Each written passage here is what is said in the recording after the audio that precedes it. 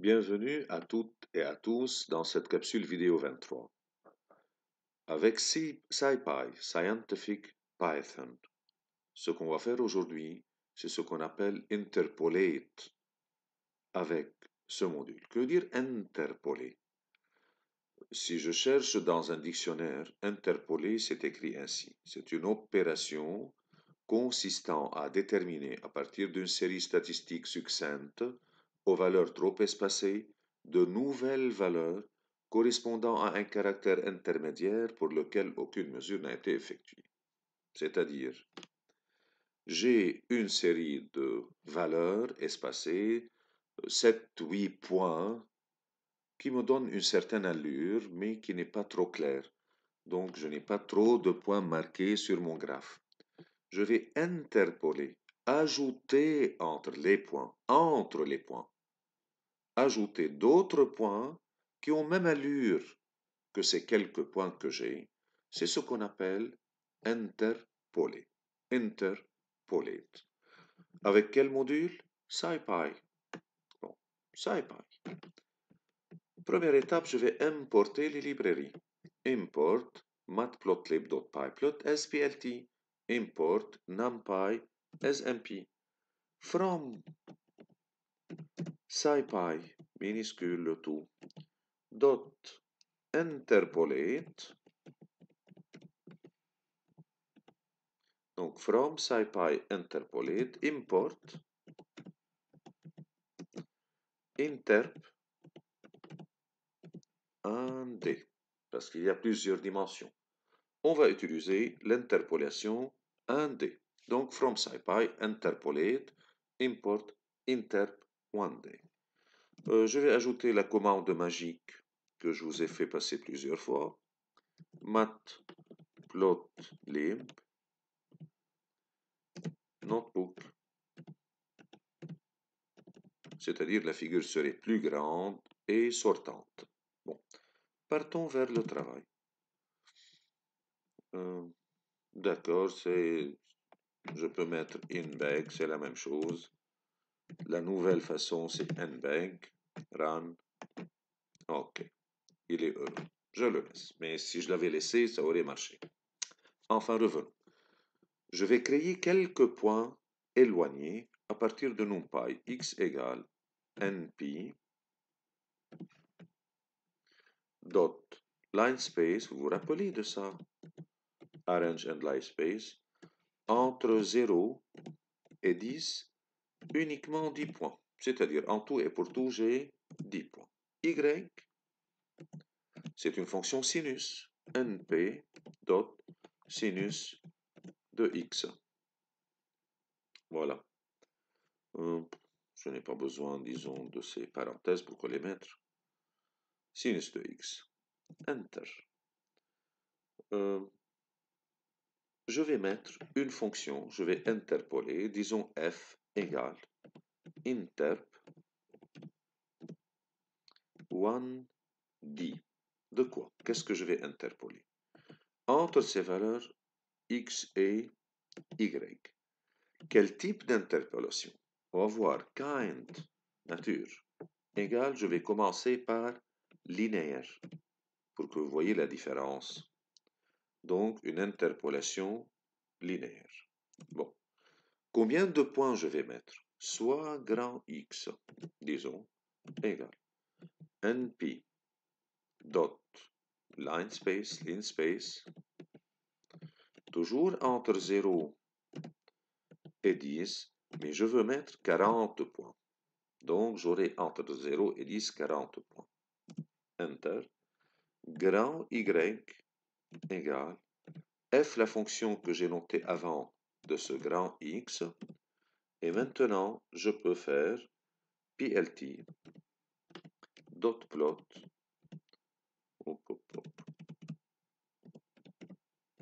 plt.plot de ce grand X, de ce grand Y, de couleur rouge, disons, détaché tout d'abord, et je peux ajouter comme ne pas plt.show sans argument. Run. là, il fallait mettre, disons, la parenthèse. Oui, voilà. Il me l'a donné. Ce que j'ai oublié de faire, c'est quoi? C'est représenter les 10 points. Il m'a interpolé sans les mettre. Bon, je vais mettre ici. PLT.scatter. Ces points, X minuscule, Y minuscule, voilà, en bleu. Lui, il va les mettre en bleu automatique. Pourquoi se fatiguer? Voilà les points. Je vais agrandir leur dimension. N'oubliez pas, avec scatter omni size equal 100 run. Voyons les points. Oui. Voilà les points. Une série de points succinctes, très peu nombreuses. 10 points bleus. Espacés, trop espacés. Qu'est-ce que je vais mettre entre eux? D'autres points. Entre chaque deux, je vais mettre des points. C'est pour cela qu'on l'appelle interpolation. J'ajoute entre cette série, entre les points de cette série. Mais comment j'ai ajouté? Regardez, linéaire. Chaque deux points, il les a reliés. Chaque deux points, il les a reliés. L'allure n'est pas trop belle. Je vais essayer une autre. Au lieu de linéaire, je vais mettre quadratique du second degré. Quadratique. Voyons. Oui, c'est un peu mieux. Mais, remarquez, ici elle est trop large. Ici, elle n'est pas. Qu'est-ce qu'il est en train de faire? Entre chaque deux points, il est en train de relier par une fonction du second degré parabolique. Ça, c'est une branche de parabole. Ça, c'est une autre parabole entre ces deux points. Une branche de parabole, une branche de parabole. Donc, il est en train de relier pas par des points, mais par des fonctions du second degré parabolique. Je vais essayer avec x3, elle est plus souple. Celle-là, c'est quadratique, des paraboles du second degré. Ce qu'on appelle cubique, du troisième degré. Voyons. Oui, c'est la meilleure. Si vous remarquez, maintenant, il est en train de relier chaque deux points par une fonction du troisième degré. Donc, ça, c'est une interpolation. C'est-à-dire, j'ai une série de points succinctes, très peu nombreuses, cette série de 10 points, et je veux ajouter entre ces points d'autres valeurs. Prenons une autre fonction, juste pour avoir une idée. Y égale ici x au carré. Voilà. X étoile, étoile, 2. Faisons le même travail. Interpolate, oui, voilà. Regardez. Là, j'ai mis cubique, parce que si j'avais mis linéaire, comme avant, linéaire, run, qu'est-ce qu'il est en train de faire maintenant? De les relier par des segments. Regardez, ici, c'est anguleux.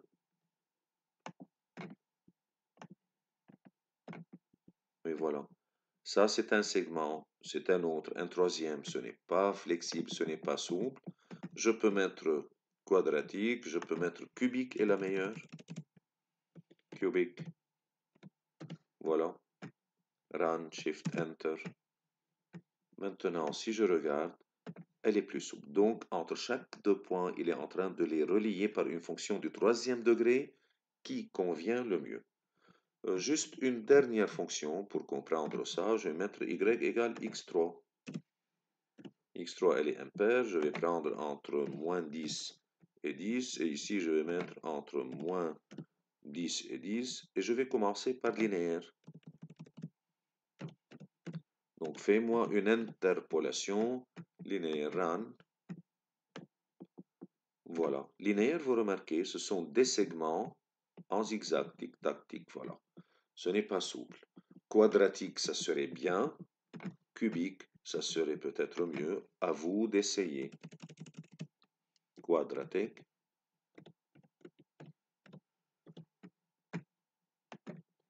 Il les a reliés par des branches de paraboles. Il a interpolé entre ces points éloignés. Il a placé des points. Ici, je peux mettre... Voilà, que ce soit relié. Les paraboles sont bien. les équations du second degré. Voyons cubique.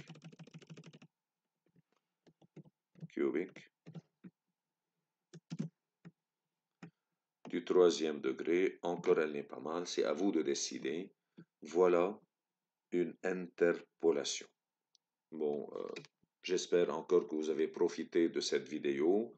C'est ce qu'on appelle interpolate dans la librairie SciPy. Qu'est-ce que je dois importer? From scipy.interpolate, import interp 1D. Voilà une fonctionnalité. Et déjà, c'est un peu mieux. Vous avez saisi que veut dire interpoler. Que veut dire interpoler? Il y a encore une remarque mathématique. Je peux extrapoler. Extrapolation, c'est ajouter soit à la fin, soit au début. Donc, à l'extérieur, pas entre les points. Donc, faire une extrapolation, c'est ajouter à l'extérieur de cette série, soit avant, soit après, pour avoir une allure générale et prévoir, prédire qu'est-ce que ça peut venir. Je vous remercie pour votre attention et à bientôt. Merci.